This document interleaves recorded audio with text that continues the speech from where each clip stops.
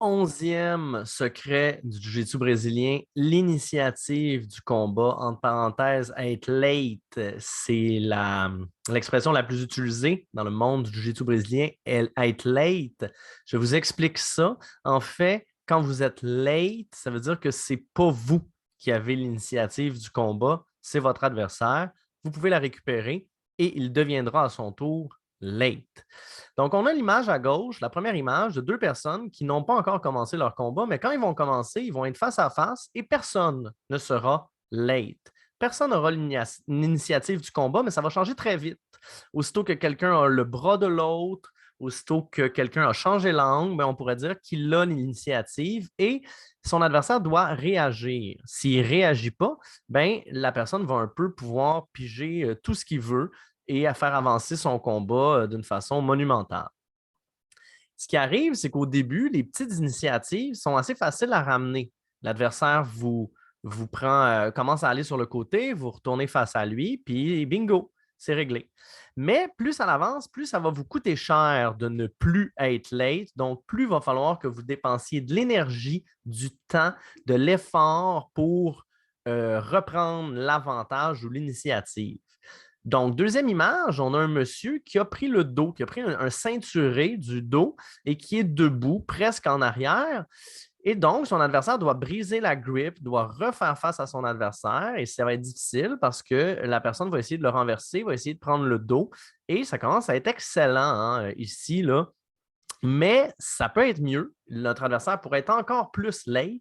Donc, vous voyez ici, la personne l'a mis au sol et là, on commence un étranglement. Et c'est Khabib, évidemment, qui pourrait faire des punches aussi. Étant MMA, il a une très bonne posture. Et ici, Dustin Poirier est très late, surtout contre Khabib, surtout en MMA. Mais tout se fait, hein? Il pourrait être pire. Et en effet, on a la quatrième image où là, le dos a été pris complètement avec les crochets et le choke est bloqué un petit peu par Lachlan Giles, mais il pourrait, euh, évidemment, il est dans une très mauvaise posture, il a le dos.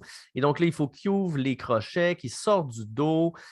Pour reprendre l'initiative du combat, ça va être long, ça va coûter beaucoup d'énergie. Et évidemment, ça se peut que ça n'arrive pas, hein. Des fois, deux personnes au même niveau, ici, là, c'est très dramatique. Et finalement, on a une y a-t-il une pire position qu'être dans un rear naked choke fermé par Roger Gracie avec un body triangle?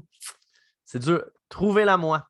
Mais quand même, on pourrait dire dans la vie, tout est possible. En jiu-jitsu, il ne faut jamais se dire que ici, tu es mort. Tout est possible. C'est juste que c'est miraculeux. Hein? Si Kevin Randleman s'en sort, il faut qu'il défasse le deuxième bras. Il faut qu'il bloque le premier bras. Il faudrait qu'il rentre son menton le plus possible. Et après ça, ça va écouter tout pour essayer d'ouvrir un body triangle sans se refaire choquer. C'est possible, mais évidemment, il est extrêmement late.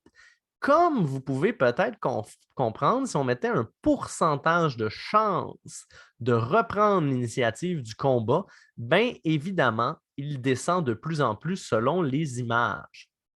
Tout est possible, c'est juste que, comme on a parlé dans d'autres vidéos sur être paresseux et tout ça, ici, vous pouvez dépenser peu de force à gauche dans les premières images pour reprendre l'initiative, mais plus ça avance, plus il va falloir donner beaucoup, beaucoup d'efforts, d'explosion pour briser l'évolution de l'initiative de votre adversaire. Parce que plus on avance, plus votre adversaire peut quasiment faire ce qu'il veut et vous êtes pris de plus en plus dans ses attaques. Donc, vous devez attaquer des sorties pour reprendre l'initiative du combat. Donc, obligez votre adversaire à réagir à vos sorties. Bonne chance!